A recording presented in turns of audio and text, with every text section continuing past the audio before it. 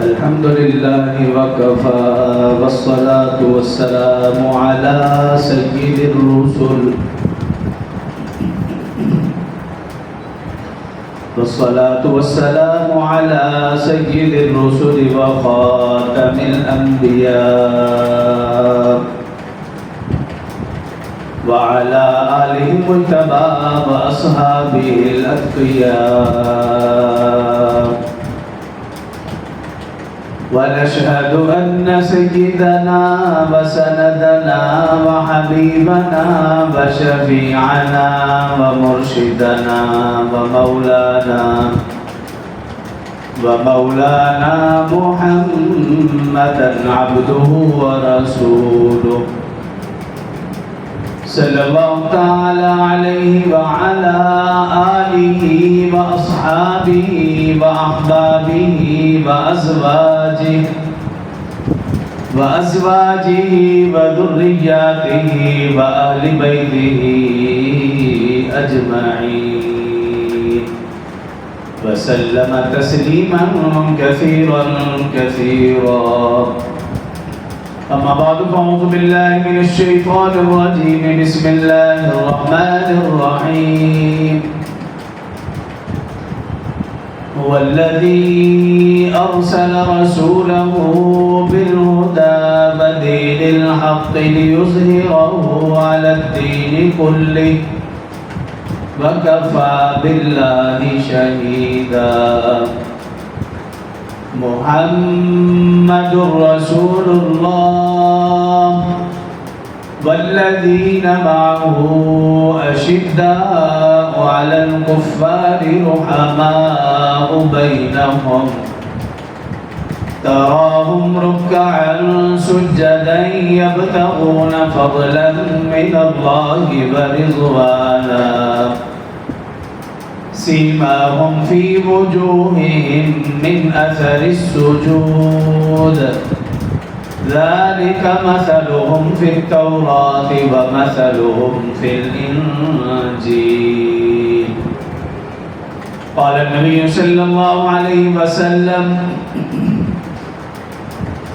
الله في أصحابي لا تتخذوهم من بعدي غرضا فمن أحبهم فبحبي أحبهم ومن أبغضهم فببغضي أبغضهم قال النبي صلى الله عليه وسلم لو كان بعدي نبيا لكان عمر بن الخطاب رضي الله عنه أو كما قال عليه الصلاة والسلام صدق الله العظيم وصدق رسوله النبي الكريم ونحن على ذلك لمن الشاهدين والشاكرين والحمد لله رب العالمين تمام احباب ایک مرتبہ باواز بلند نماز والا درود شریف پڑھ لیں اللهم صل على محمد وعلى آل محمد كما صليت على إبراهيم وعلى آل إبراهيم إنك حميد مجيد اللهم بارك على محمد وعلى آل محمد كما باركت على إبراهيم وعلى آل إبراهيم إنك حميد مجيد رب اشرح لي صدري ويسر لي أمري واحلل عقدة من لساني يفقهوا قولي رب زدني علما رب زدني علما رب زدني علما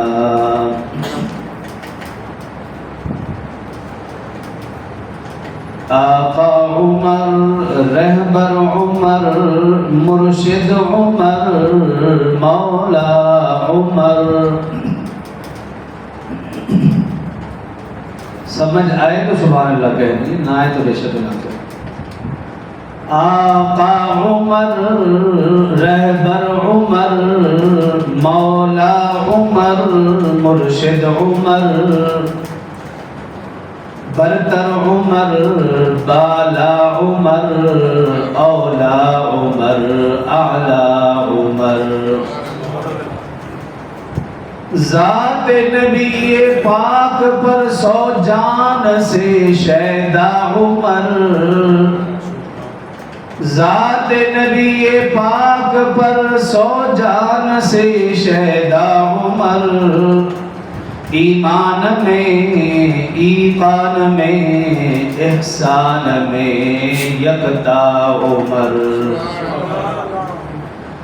باد بہاری کی طرح گزرا عراق و روم سے، باد بہاری کی طرح گزرا عراق و روم سے، ابر کرم بن کر اٹھا ایران پر برسا عمر، ماں بعد ختم المرسلین کوئی نبی آنا نہیں، سب کہتے بے شک، ماں بعد ختم المرسلین کوئی نبی آنا نہیں، یہ سلسلہ چلتا عمر، یہ سلسلہ چلتا اگر تو ایک نبی ہوتا عمر، آقا میرے صدیق بھی، آقا میرے فاروق بھی، آقا میرے صدیق بھی، آقا میرے فاروق بھی، ایک طرف ہے مولا علی، ایک طرف ہے مولا عمر۔ میرے انتہائی واجب الاحترام برادران اسلام، دوستوں، بزرگوں، بھائیوں، اللہ رب العزت کا کروڑا انعام و احسان ہے کہ اس نے ہمیں ایک مرتبہ پھر زندگی میں نیا اسلامی سال 1447 ہجری دیکھنا نصیب فرمایا، تو تمام احباب کو بہت بہت مبارک ہو، اور اللہ رب العزت سے دعا ہے کہ اللہ تعالی گزشتہ سال اور زندگی میں ہم سے جتنے بھی گناہ ہوئے اللہ ہم سب کے گناہوں کو معاف فرمائے،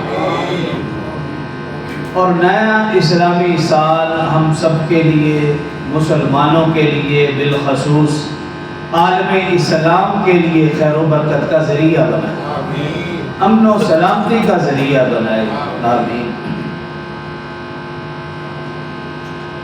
سن 23 ہجری یکم محرم الحرام، خلیفہ دوم، سسر رسول، داماد علی، فاتح عرب و عجم، امیر المؤمنین سیدنا عمر فاروق رضی اللہ عنہ، ان کا یوم شہادت۔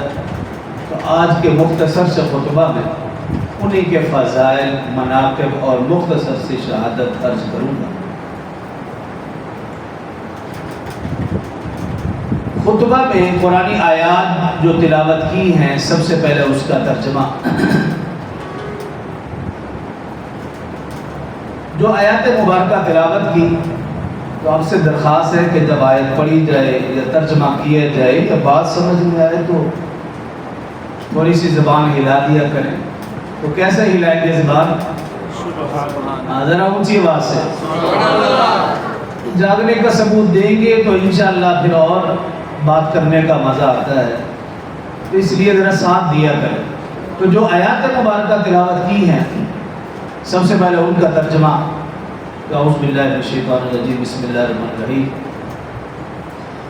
سورۃ الفتح، اس کا آخری رکوع، اس میں اللہ رب العزت نے انہی صحابہ کرام اور بالخصوص خلفائے اربعہ، ان کی شان، ان کی فضیلت اور ان کی عظمت بیان فرمائی۔ اللہ رب العزت نے ارشاد فرمایا، هو الذی ارسل رسولہ بالہدی، اللہ وہ ذات ہے جس نے اپنے رسول کو ہادی بنا کر مبعوث فرمایا۔ یا ارحم الراحمین اس ہادی کا کام کیا ہوگا؟ اللہ فرما رہے ہیں وَدِينِ الْحَقِّ لِيُظْهِرَهُ عَلَى الدِّينِ كُلِّهِ۔ اللہ فرما رہے ہیں اس ہادی معبود برحق کا کام میرے پیغام کو، میرے دین کو، میری توحید کو پوری دنیا میں غالب کر کے رہنا۔ اے باری تعالیٰ وہ تو اپنا کام کرے گا، اس پر گواہی کون دے گا؟ اللہ فرما رہے ہیں وَكَفَى بِاللَّهِ شَهِيدًا۔ اللہ فرما رہے ہیں میرے محبوب کا کام یہ ہے کہ وہ میرا نام زمین و آسمان مشرق و مغرب میں عام کرے گا۔ میں کیا زمین و آسمان کیا ہر چیز میرے محبوب کی رسالت کی گواہی دے گی۔ اے باری تعالیٰ ہمیں تیرے محبوب کا کام تو معلوم ہو گیا، ذرا نام تو بتا دیجئے اس معبود برحق کا نام کیا ہے؟ اللہ فرما رہے ہیں محمد الرسول اللہ، فرمایا اس کا نام محمد صلی اللہ علیہ وسلم ہے جو کہ اللہ کا رسول ہے۔ اے باری تعالیٰ جو تو نے ہادی بنا کر بھیجا اس کا کام بھی معلوم، اس کا نام بھی معلوم، ذرا یہ بھی بتا دیجئے کیا وہ اکیلا ہدایت کا ذریعہ ہوگا یا اس کے ساتھ کوئی اور بھی ہوگا؟ اللہ فرما رہے ہیں وہ اکیلا نہیں، والذین معہ، اللہ فرما رہے ہیں اس کے ساتھی بھی ہدایت کا ذریعہ بن کر آئیں گے۔ اے باری تعالیٰ یہ بھی ہمیں معلوم ہو گیا کہ جس کو تم ہادی بنا کر بھیجے گا، جو تیرا دین غالب کرے گا، اس کا نام بھی معلوم، کام بھی معلوم، اس کے ساتھ کچھ جماعت بھی ہوگی۔ اے باری تعالیٰ ذرا یہ بھی بتا دیجئے اس کے ساتھیوں کی پہچان، اس کے ساتھیوں کی خوبیاں، اس کی صفات کیا ہوں گی؟ اللہ فرما رہے ہیں شدّاء علی الکفار، وہ کافروں کے بارے میں انتہائی سخت ہوں گے۔ یہ رسول اللہ صلی اللہ علیہ وسلم کے ساتھ جو جماعت اس کی خوبی، یہ اشداء علی الکفار، کافروں کے بارے میں انتہائی سخت ہوں گے۔ جب کوئی موقع ایسا آئے گا تو دیکھے گا کافروں کے بارے میں انتہائی سخت، تو دیکھے گا کہ ان کا نام سن کر کفار کے ایوانوں میں لرزہ طاری ہو جائے گا۔ اے باری تعالیٰ کافروں کے بارے میں تو سخت، آپس میں رویہ کیسا ہوگا؟ اللہ فرما رہے ہیں رحماء بینہم، فرمایا آپس میں انتہائی رحم دل ہوں گے، آپس میں ایک دوسرے پر جان نچھاور کرنے والے، ایک دوسرے پر مال نچھاور کرنے والے۔ ایسا موقع بھی آئے گا، یرموک تبوک کا میدان ہوگا، شہداء کی لسٹ ہوگی، کچھ صحابہ زخمی ہوں گے، ایک دوسرے کو پانی دیں گے لیکن اپنی جان دے دیں گے، مسلمان بھائی کا پیاسا رہنا برداشت نہیں کریں گے۔ اور فرمایا جب مال کی باری آئے گی، جب جہاں ضرورت پڑے گی، مسجد قباء ہو، مسجد نبوی ہو، بئر روما ہو یا کوئی بھی معاملہ ہو، مسلمان اپنے مال مسلمانوں کے لیے کھول دیں گے۔ کیوں؟ رحماء بینہم، اللہ فرما رہے میرے صحابہ آپس میں انتہائی رحم دل ہوں گے۔ اے باری تعالیٰ کچھ اور بھی صفات فرمایا تراہم رکعا سجدا یبتغون فضلا من اللہ ورضوانا، فرمایا تو دیکھے گا کہ ان کو رکوع کرتے ہوئے، ان کو سجدہ کرتے ہوئے، تاکہ وہ اللہ کی رضا تلاش کر سکے۔ اے باری تعالیٰ سجدے تو اور لوگ بھی کرتے ہیں لیکن اس کی پہچان فرمایا سیماہم فی وجوہہم من اثر السجود، تو ان کی پیشانی پر سجدوں کے نشان شان دیکھے گا۔ اے باری تعالیٰ قرآن کے اندر تو ان کی صفات موجود، کیا قرآن کے علاوہ دوسری کتابوں میں بھی صفات؟ اللہ فرما رہے ہیں ہاں میرے صحابہ کی صرف قرآن میں نہیں، تورات اور انجیل میں بھی ان کی صفات موجود ہے۔ آگے فرمایا ذالک مثلهم فی التوراۃ ومثلهم فی الانجیل۔ تو رسول اللہ صلی اللہ علیہ وسلم کی صفات اپنی جگہ، ان کے صحابہ کی صفات صرف قرآن میں نہیں، اللہ فرما رہے ہیں تورات میں بھی موجود ہے اور انجیل میں بھی صحابہ کرام کی صفات موجود ہیں۔ تو گزشتہ جمعہ میں نے عرض کیا تھا قرآن کے پہلے سپارے سے شروع کرے آخری سپارے تک ہر سپارہ، ہر سورت، ہر رکوع، ہر آیت، ہر لفظ، ہر حرف میرے نبی کے صحابہ کی تعریف کر رہا ہے۔ اور سیدنا عمر فاروق رضی اللہ تعالیٰ عنہ، ان کے تو پھر کیا ہی کہنے، صحابی کی تعریف یہ ہے، صحابی کی تعریف جس نے رسول اللہ صلی اللہ علیہ وسلم کا ایمان کی حالت میں دیدار کیا ہو اور ایمان کی حالت میں اس دنیا سے رخصت ہوا ہو، اسے صحابی کہتے ہیں۔ اور ایسے حضرات صحابہ کرام کی تعداد 5 نہیں ہے۔ مسلمان اتنا کم ظرف نہیں ہو سکتا، ایک ایمان والا اتنا کم ظرف نہیں ہو سکتا کہ اس کی گنتی صرف 5 تک رہے، اس کی زبان پر صرف 5 تک رہے، اس کی گاڑی کے پیچھے 5 تک ہی لکھا ہو۔ مسلمان ایسا ہو ہی نہیں سکتا۔ کیوں؟ ایک مسلمان کا عقیدہ یہ ہے جس صحابی نے میرے نبی کو دیکھا اللہ نے اسے پاک کر دیا۔ تو اس لیے 5 تن نہیں، ہمارے لیے نعرہ ہونا چاہیے سب تن پاک، سب تن اس کو اپنی زندگی کا حصہ بنا لیں۔ تو صحابی کا مقام اور مرتبہ یہ ساری امت کے کتب، ابدال، غوث، علماء، اولیاء، اتقیاء، اصفیاء، مفسرین، محققین سارے مل کر بھی اس صحابی کی شان کو نہیں پہنچ سکتے جس نے رسول اللہ صلی اللہ علیہ وسلم کی خدمت میں سب سے کم وقت گزارا۔ تو ان خوش نصیب صحابہ کرام کے کیا کہنے جو دن میں آقا کا 5 مرتبہ زیارت فرماتے تھے۔ پھر ان صحابہ کرام کے کیا کہنے جو ہر وقت رسول اللہ صلی اللہ علیہ وسلم کی نظروں میں رہتے تھے۔ اگلے جملے پہ اس طرح کی سبحان اللہ نہیں چاہیے۔ ان صحابہ کرام کی خوش نصیبی کے کیا کہنے جو میرے آقا کی نظروں میں بس چکے تھے۔ اور پھر ابو بکر و عمر رضی اللہ ان کی شان اپنی جگہ۔ ابو بکر و عمر کی شان دیکھیے، جب زندہ تھے تب بھی آقا کے ساتھ تھے، جب اس دنیا سے رخصت ہوئے تب بھی آقا کے ساتھ تھے۔ تو جس صحابی کی بات کی جائے وہ اپنی شان میں اعلیٰ ہے، بے مثل و بے مثال ہے۔ اور پھر یاد رکھیے ہمارا درود و سلام اس وقت تک قابل قبول نہیں ہے جب تک ہم رسول اللہ صلی اللہ علیہ وسلم کے ساتھ ابو بکر و عمر پر بھی درود و سلام نہ بھیجیں۔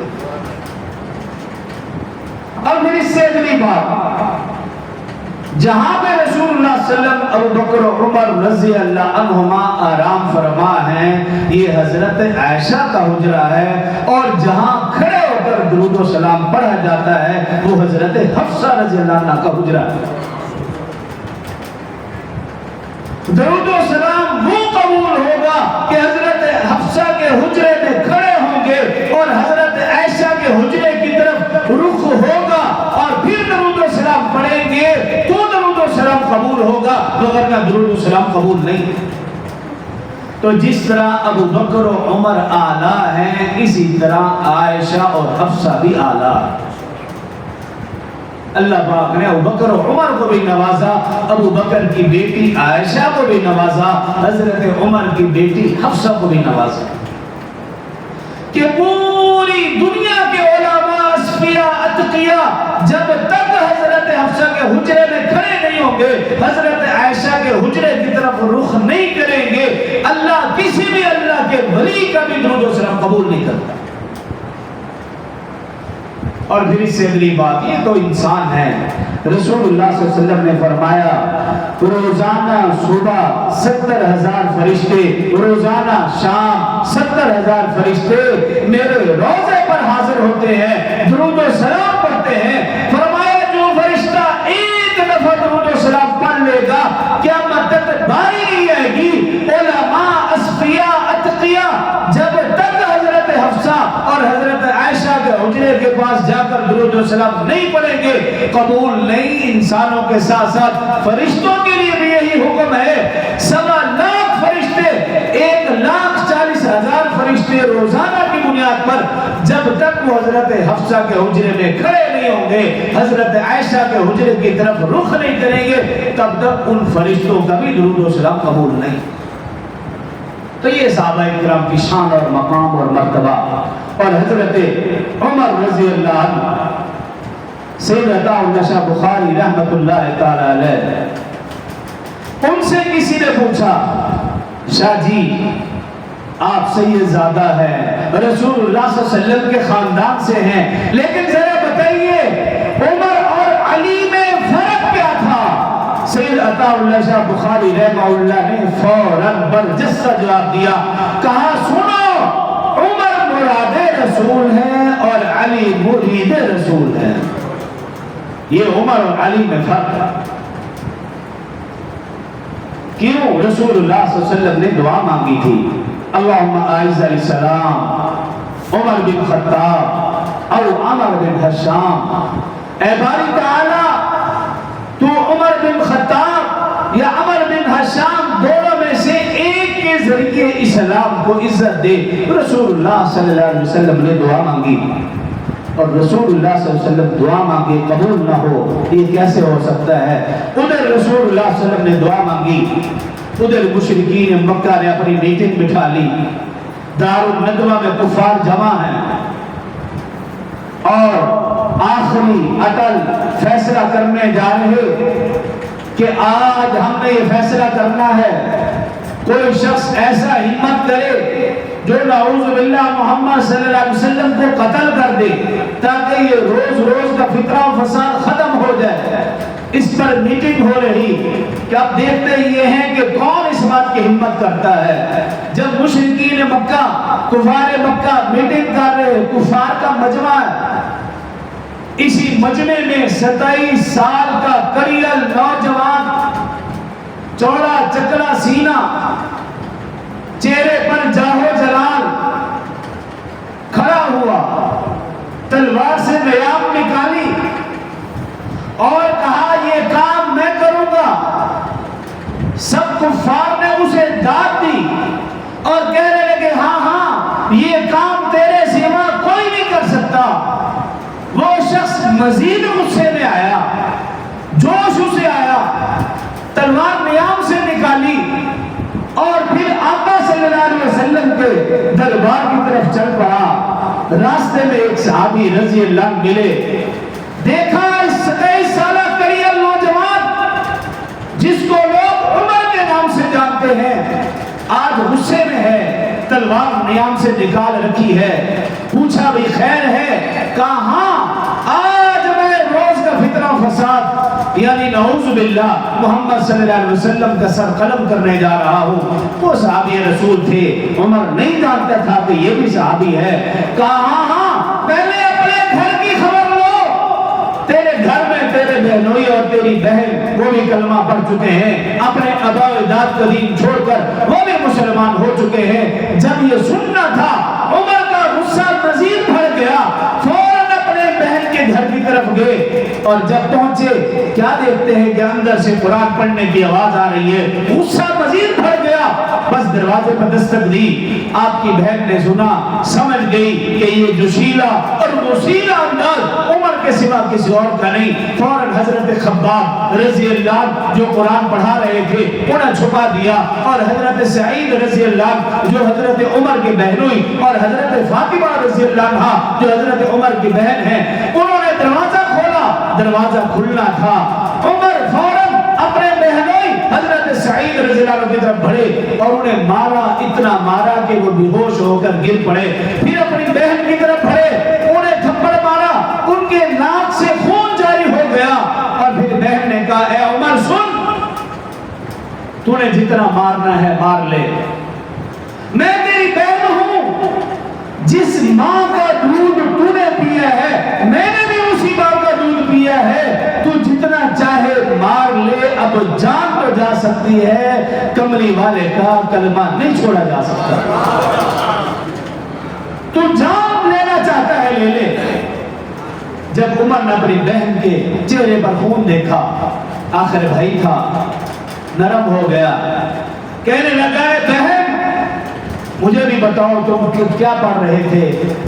بہن نے کہا بھی نہیں, یہ مقدس کتاب ہے, پاک ذات کی طرف سے یہ کتاب اتری ہے اور پاک دل پر اتری ہے, اس کے لیے پاک ہونا شرط ہے, تو اس کو نہیں پڑھ سکتا جب تک کہ تو اپنے آپ کو پاک نہ کر لے.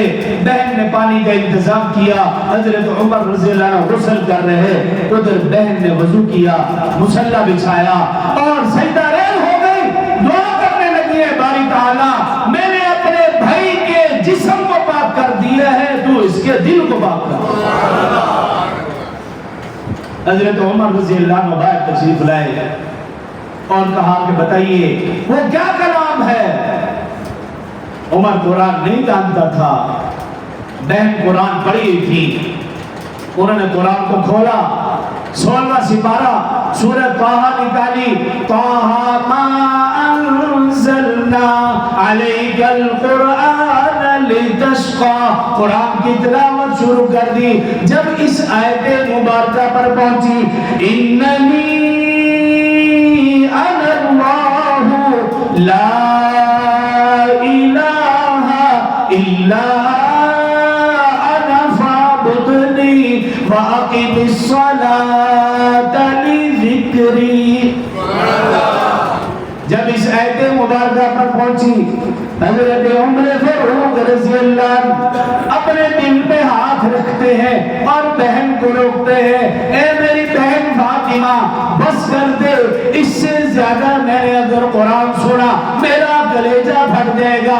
اب عمر کا غصہ ختم ہو چکا ہے, وہ ملال والا چہرہ بن چکا ہے, ہاتھ ملتے ہوئے رسول اللہ صلی اللہ علیہ وسلم کے دربار کی طرف جا رہے ہیں. صحابہ کرام رضوان اللہ علیہ مجمعین کی نظر پڑی کہ عمر آ رہا ہے, تلوار اس کے ہاتھ میں ہے, تلوار نے ہم سے نکال رکھی. صحابہ کرام نے فوراً دروازہ بند کیا کہ عمر آ رہا ہے, کہیں یہ نقصان نہ پہنچا دے. رسول اللہ صلی اللہ علیہ وسلم نے پوچھا بھئی خیر دروازہ کیوں بند کر رہے ہو, کہا عمر آ رہا ہے. رسول اللہ صلی اللہ علیہ وسلم نے فرمایا اے میرے صحابہ سنو, عمر آ نہیں رہا, عمر کو لایا جا رہا ہے. کسی شاعر نے اپنے انداز میں کہا وہ آیا ہے تو آنے دو, بچھا دو پل کے راہوں پر. وہ آیا ہے تو آنے دو, بچھا دو پل کے راہوں پر. وہ پہلا سا نہیں لگتا کرونا شک نگاہوں پر. وہ پہلا سا نہیں لگتا کرونا شک نگاہوں پر. وہ آیا ہے نہ جانے کو خدا کا انتخاب آیا. رسول اللہ صلی اللہ علیہ وسلم نے کہا دروازہ کھول دو. عمر آیا نہیں, آج اس کو لایا جا رہا ہے. عمر رضی اللہ عنہ آقا کے قدموں میں آئے, ہاتھ بڑھایا, رسول اللہ صلی اللہ علیہ وسلم نے کلمہ پڑھایا, اشہد ان لا الہ الا اللہ و اشہد ان محمد عبدہ و رسولہ. صحابہ کرام نے نعرہ بلند کیا. جب نماز کا وقت آیا, رسول اللہ صلی اللہ علیہ وسلم نے حضرت بلال سے کہا اے بلال ذرا اذان دو. عمر نے پوچھا یا رسول اللہ صلی اللہ علیہ وسلم یہ کیسی اذان، یہ کیسی نماز، یہ کیسی تبلیغ؟ عمر کلمہ پڑھ چکا ہے، عمر اسلام لا چکا ہے، اور عمر کے اسلام لانے کے باوجود اذان چھپ کر ہو، نماز چھپ کر ہو، تبلیغ چھپ کر ہو، یہ کیسے ہو سکتا ہے؟ کسی شاعر نے اپنے انداز میں خوب کہا میرے اسلام لانے سے یہ چھپ کر کیوں عبادت ہو؟ ذرا بلند آواز سے، میرے اسلام لانے سے یہ چھپ کر کیوں عبادت ہو؟ کیوں پڑھیں گے آج کعبہ میں وہ روکے جس کی طاقت ہو؟ اگلے جملے پہ اس طرح سبحان اللہ نہیں چاہیے. کیا کہا عمر نے؟ اڑا دوں گا میں سر اس کا جو کفر کا نواب آیا. عمر ابن خطاب آیا، عمر ابن خطاب آیا. سیدنا عمر رضی اللہ عنہ، اب ان کا انداز دیکھیے. عمر رضی اللہ عنہ آگے تلوار ہاتھ میں لی، رسول اللہ صلی اللہ علیہ وسلم پیچھے، ابو بکر پیچھے، عثمان پیچھے، علی پیچھے، طلحہ پیچھے، زبیر، سعد، سعید، عبدالرحمن بن عوف، ابو عبیدہ، 38 صحابہ کرام کی لمبی لائن. 40ویں نمبر پر عمر فاروق رضی اللہ عنہ نے کلمہ پڑھا. صحابہ کرام کی لائن خانہ کعبہ کی طرف جا رہے ہیں. کفار تو عمر کا انتظار کر رہے ہیں کہ نعوذ باللہ آپ محمد صلی اللہ علیہ وسلم کا سر لائے گا. لیکن جب عمر رضی اللہ عنہ پہنچے، للکار کر کافروں سے کہا ہے کفار سنو، آج وہ میرے سامنے ہے جس سے اپنی بیوی کو بیوہ کرانا ہو، بچوں کو یتیم کرانا ہو. کفار سمجھ کے، سب کفار کی زبان پر ایک ہی جملہ تھا، لگتا ہے کہ آج مسلمانوں نے ہم سے بدلہ لے لیا. تو حضرت عمر رضی اللہ عنہ نے اسلام قبول کیا. عمر رضی اللہ عنہ کا نام دیکھیے اور غور کیجئے، 3 حروف ہیں، عین میم را. اس کو میں یوں سمجھتا ہوں عمر کے نام میں عین علی سے ہے. سبحان اللہ تو کہتے ہیں. عمر کے نام میں میم محمد صلی اللہ علیہ وسلم سے ہے. عمر کے نام میں را رب جلیل کے نام سے. دوسرا یوں سمجھیے، عمر علی کا بھی انتخاب، عمر محمد صلی اللہ علیہ وسلم کا بھی انتخاب، عمر خود رب جلیل کا انتخاب. علی کا انتخاب کیسے؟ حضرت علی المرتضی رضی اللہ عنہ کی صاحبزادی، آپ کی نور نظر حضرت فاطمہ الزہرا رضی اللہ عنہ کی لخت جگر، رسول اللہ صلی اللہ علیہ وسلم کی نواسی حضرت ام کلثوم رضی اللہ عنہ، جب حضرت علی نے اس کے لیے جس دلہا کا انتخاب کیا اس کا نام عمر تھا. یہ علی کا انتخاب ہے. رسول اللہ صلی اللہ علیہ وسلم کا انتخاب کیسے؟ فرمایا اللہم اعز الاسلام عمر بن خطاب. اے باری تعالیٰ تو عمر بن خطاب کے ذریعے سے اسلام کو عزت دے. دوسرے لفظ میں یوں کہوں گا، رسول اللہ صلی اللہ علیہ وسلم کے صحابہ کی تعداد 1.25 لاکھ ہے. ابو بکر بھی ہے، عثمان بھی ہے، علی بھی ہے، حسن بھی ہے، حسین بھی ہے، عشرہ مبشرہ بھی ہے، بدری صحابہ بھی ہے، احد والے صحابہ بھی ہے. 1.25 لاکھ صحابہ ہے. لیکن رسول اللہ صلی اللہ علیہ وسلم کا انتخاب دیکھیے، فرمایا لو کان بعدی نبی لکان عمر بن الخطاب. اگر میرے بعد کوئی نبی ہوتا تو عمر بن خطاب نبی ہوتا. اور رسول اللہ صلی اللہ علیہ وسلم نے فرمایا ما طلعت الشمس من خیر رجل عمر. فرمایا اس کائنات میں عمر سے بہتر سورج نے کوئی آدمی نہیں دیکھا. رسول اللہ صلی اللہ علیہ وسلم کے فرمان سنیے تو بے شمار. اسی طرح فرمایا رسول اللہ صلی اللہ علیہ وسلم نے کہ میرے عمر کو دیکھ کر شیطان، چاہے وہ انسانوں میں سے ہو یا جنوں میں سے ہو، وہ اپنا راستہ ہی بدل لے گا. آج بھی آپ دیکھ لیجئے کہ آپ عمر کا نام لیں، سامنے والے شخص کے چہرے کے اثرات بتا دیں گے یہ انسان ہے یا یہ شیطان ہے۔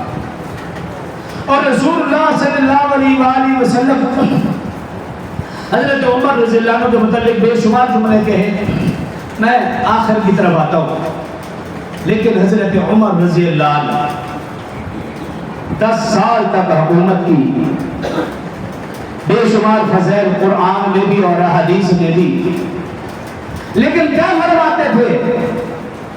اگر کوئی شخص اپنی زندگی کی ساری عبادت مجھے دے اور اس کے بدلے میں ایک جملہ مجھ سے لینے کا کہے تو میں وہ جملہ کبھی نہ دوں۔ پوچھا گیا وہ کون سا جملہ؟ تو حضرت عمر رضی اللہ عنہ کیا فرماتے ہیں کہ ایک مرتبہ میں عمرے کی غرض سے جا رہا تھا مدینہ سے مکہ، رسول اللہ صلی اللہ علیہ وسلم کو معلوم ہوا آپ مجھے خود مدینہ سے باہر چھوڑنے کے لیے تشریف لائے۔ جب مجھے رخصت کرنے لگے رسول اللہ صلی اللہ علیہ وسلم نے فرمایا یا عمر یا اخی، اے عمر، اے میرے بھائی۔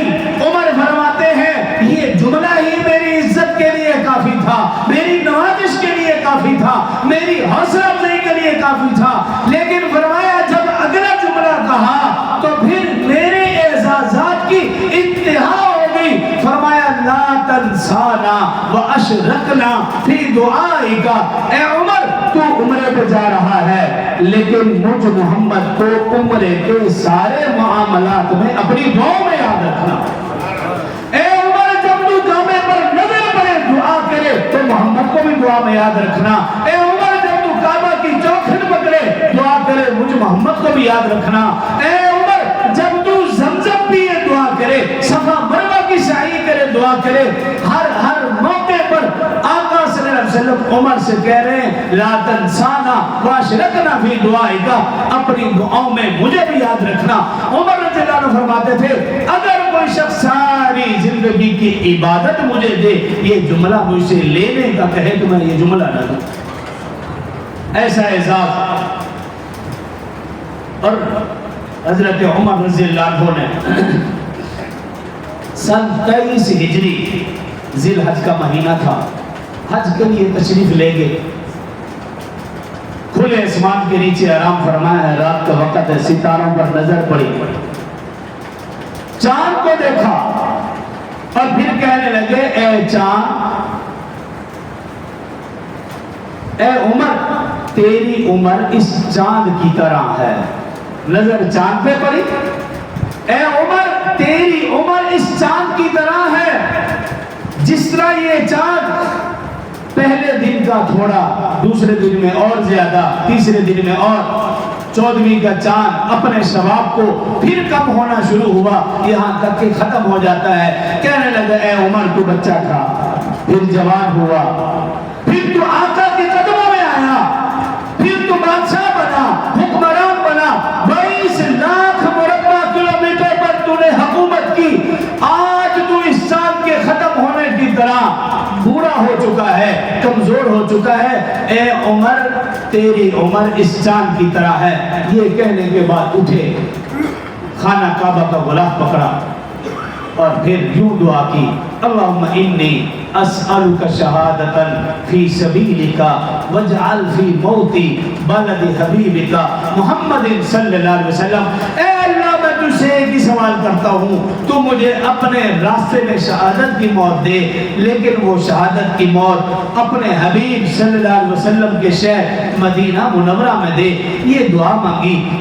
فرماتے ہیں رات کا وقت تھا، مکہ میں ہی میں موجود تھا، جب میں رات کو سویا خواب میں کیا دیکھتا ہوں کہ ایک مرغ ہے وہ 3 یا 6 چونچ مجھے مارتا ہے جس سے میرے جسم سے خون نکلتا ہے۔ حضرت عمر رضی اللہ عنہ فرماتے ہیں یہ خواب دیکھنے کے بعد مجھے یقین ہو گیا اور مجھے رسول اللہ صلی اللہ علیہ وسلم کا وہ فرمان یاد آ گیا کہ ایک موقع ایسا تھا احد پہاڑ پر رسول اللہ صلی اللہ علیہ وسلم، ابوبکر رضی اللہ عنہ، حضرت عثمان رضی اللہ عنہ، حضرت عمر رضی اللہ عنہ یہ موجود تھے، اور پہاڑ ہلنے لگا، رسول اللہ صلی اللہ علیہ وسلم نے اپنی ایڑی ماری اور کہا اے احد پہاڑ تو ہلتا کیوں ہے؟ تجھے معلوم نہیں تیرے اوپر ایک صدیق ایک نبی، ایک صدیق اور 2 شہید کھڑے۔ حضرت عمر رضی اللہ عنہ مجھے اس وقت یقین ہو چکا تھا کہ اللہ مجھے بھی شہادت کی موت عطا فرمائے گا۔ حضرت عمر رضی اللہ عنہ فرماتے ہیں ذی الحج کا مہینہ حج کرنے کے بعد جب میں مدینہ گیا، ذی الحج کے آخری دن تھے، ایک شخص میرے پاس آیا، مغیرہ بن شعبہ رضی اللہ عنہ صحابی رسول، ان کا کوئی غلام تھا اور اس کا نام تھا ابو لؤلؤ فیروز، مذہباً مجوسی تھا اور ایران کا رہنے والا۔ وہ آیا اور حضرت عمر رضی اللہ عنہ سے شکایت کی کہ عمر، میرا آقا مغیرہ بن شعبہ مجھ سے کام زیادہ لیتا ہے، مزدوری کم۔ عمر رضی اللہ عنہ نے پوچھا بھی کیا کام کیا مزدوری بتایا، تو کہا یہ تو مناسب ہے۔ پھر پوچھا اچھا بتاؤ تم کیا کام، کہا بھی میں چکی بھی بناتا ہوں، زرگری کا کام بھی کرتا ہوں، بے شمار کام بتائے۔ کہا اچھا مجھے بھی ایک چکی بنا دو۔ تو وہ بدبخت کہنے لگا میں آپ کو ایسی چکی بنا دوں گا جس کی دھوپ مشرق و مغرب شمال جنوب ہر طرف ہوگی۔ عمر رضی اللہ عنہ نہ سمجھے یہ کیسے ہو سکتا ہے۔ صحابہ کرام نے عرض کی اے امیر المؤمنین آپ ہمیں اجازت دیں، ہم اس کو ابھی گرفتار کر لیں گے۔ لیکن عمر رضی اللہ عنہ نے فرمایا نہیں، اس نے ابھی صرف دھمکی دی ہے، جرم نہیں کیا۔ عمر کو یہ گوارا نہیں کہ صرف زبان چلانے پر دھمکی دینے پر گرفتار کر لیا جائے۔ لیکن آپ ذرا غور فرمائیں، ابو لؤلؤ فیروز مجوسی بدبخت ایران کا رہنے والا، ایران نے سازش کی، وہ ایران جس کے بادشاہ نے میرے آقا صلی اللہ علیہ وسلم کا خط پھاڑا تھا، وہ ایران جس کو رسول اللہ صلی اللہ علیہ وسلم نے بد دعا دی تھی، وہ ایران جس کو عمر نے فتح کیا تھا، وہ ایران جس کی شہزادی عمر رضی اللہ عنہ نے حضرت حسین کے نکاح میں دے دی۔ جب ایران فتح ہوا تو پھر ایرانیوں سے رہا نہ گیا، وہ حضرت عمر رضی اللہ عنہ کے خلاف سازشیں کرنے لگے۔ اس کے لیے انہوں نے ابو لؤلؤ مجوسی کو تیار کیا۔ 27 یا 28 ذی الحج فجر کی نماز کا وقت تھا۔ حضرت عمر رضی اللہ عنہ مصلی پر تشریف لائے، پہلی صف میں وہ بدبخت زہر آلود خنجر لے کر کھڑا تھا۔ عمر رضی اللہ عنہ نے جب نماز شروع کی تو اس نے خنجر سے وار کیا، 6 وار کیے، وہ خواب کی تعبیر، 6 وار اس نے کیے۔ حضرت عمر رضی اللہ عنہ تڑپتے ہوئے بے ہوش ہو کر زمین پر گرے، فوراً پیچھے کھڑے عبد الرحمن بن عوف کو اشارہ کیا نماز پوری کرنے کے لیے۔ اب یہ بدبخت پیچھے بھاگ رہا ہے، صحابہ کرام رضوان اللہ علیہم اجمعین مل مل کر کھڑے، لمبی صفیں ہیں، وہ نکل نہیں پا رہا۔ جاتے جاتے 70 صحابہ کرام کے اوپر اس نے وار کیا، جن میں سے 7 صحابہ کرام رضوان اللہ علیہم اجمعین بھی شہید ہوئے، لیکن وہ بھاگتا رہا، کوشش کرتا رہا۔ عبد الرحمن بن عوف رضی اللہ عنہ نے تلاوت چھوٹی کر دی، جب تک وہ آخر میں پہنچا، نماز مکمل ہوگی، آخری صف کے صحابہ میں سے کسی صحابی آگے بڑھا، اپنی چادر اس کے اوپر ڈالی اور اس کو پکڑ لیا۔ اس بدبخت نے دیکھا کہ اب تو میری سازش بلکہ پورے ملک کی سازش لوگوں کے سامنے آئے گی۔ اس بدبخت نے اپنے آپ کو خنجر مار دیا تاکہ کسی کو معلوم نہ ہو سکے۔ لیکن قیامت تک آنے والے مسلمان جانتے ہیں جو لوگ اپنے آپ کو خنجر مارتے رہیں گے یہی عمر کے دشمن ہیں، اس کی پہچان اللہ نے کروا دی ہے۔ تو اس لیے عمر رضی اللہ عنہ ان کی شہادت بے مثل و بے مثال۔ اور پھر جب خنجر مارا، عمر رضی اللہ عنہ نے سب سے پہلے جو سوال کیا یہی مجھے بتاؤ میرا قاتل کون ہے۔ بتایا گیا کہ آپ کا قاتل ابو لؤلؤ فیروز۔ فرمایا فزت برب الکعبہ، رب کعبہ کی قسم میں کامیاب ہو گیا، میرے خون سے کسی مسلمان کے ہاتھ رنگین نہیں ہوئے، بلکہ یہ بدبخت کافر تھا، اللہ نے مجھے شہادت عطا فرمائی۔ لیکن افسوس اس وقت ہوتا ہے وہ بدبخت جس نے عمر رضی اللہ عنہ جیسی عظیم ہستی کو شہید کیا، پھر ایرانیوں نے اس کی میت کو وہاں سے نکالا، اور آج یہاں سے جانے کے بعد اپنا موبائل کھولے اور آپ لکھ کر دیکھیں ابو لؤلؤ فیروز مجوسی، آپ یہ دیکھ کر حیران ہوں گے، ایرانی حکومت نے اس کا وہاں بہت بڑا مزار بنا رکھا ہے اور اس کو اپنی طرف سے تمغہ شجاعت دے رکھا ہے، اور آپ کو نیٹ پر لکھا ہوا نظر آئے گا بابا شجاع بزرگ، اور پھر ہم سے توقع رکھیں کہ ہم اس کی حمایت کریں۔ ہم کسی کی حمایت نہیں کرتے، یہ دونوں باطل فرقے ہیں، یہ دونوں باطل ممالک ہیں، وہ لگے رہے آپس میں، ہمیں کیا لگے؟ ہمیں صرف اپنا ایمان بچانا ہے، اپنے ایمان کی فکر کرنی ہے، اپنے اولاد کی ایمان کی فکر کرنی ہے، بس۔ حضرت عمر رضی اللہ عنہ نے عبداللہ بن عمر اپنے بیٹے کو بلایا اور وصیت کی، اے بیٹے حضرت عائشہ اما عائشہ کے پاس جاؤ اور انہیں جا کر کہو عمر اپنے محبوب حضرت محمد صلی اللہ علیہ وسلم کا قبر میں پڑوس چاہتا ہے۔ جب یہ بات جا کر کہی، اما عائشہ کے آنکھوں میں آنسو آ گئے اور فرمانے لگی ان سے کہو یہ جگہ میں نے اپنے لیے رکھی تھی، لیکن اے عمر تیرا مجھ پر احسان ہے، جب منافقین نے میرے اوپر تہمت لگئی تھی، رسول اللہ صلی اللہ علیہ وسلم بھی پریشان تھے، سارے صحابہ پریشان تھے، آپ نے آقا کے سامنے تسلی والے الفاظ کہے تھے کہ سبحانک ھذا بہتان عظیم، آج میں تیرے احسان کا بدلہ اتارنا چاہتی ہوں، ہل جزاء الا الاحسان، آج میں تیرے احسان کا بدلہ اتارنا چاہتی ہوں، میں بخوشی اجازت دیتی ہوں کہ جو جگہ میں نے اپنے لیے منتخب کی تھی اس میں میں آپ کو دفن ہونے کی اجازت دیتی ہوں۔ حضرت عمر رضی اللہ عنہ کو رسول اللہ صلی اللہ علیہ وسلم، حضرت ابوبکر اور ان کے ساتھ حضرت عمر رضی اللہ عنہ کو دفن کیا گیا۔ یکم محرم الحرام ان کی شہادت، یہ محرم الحرام کا مہینہ ہے، اس مہینے میں ہم نے زیادہ سے زیادہ سنتوں کی طرف جانا ہے اور بدعات سے بچنا ہے۔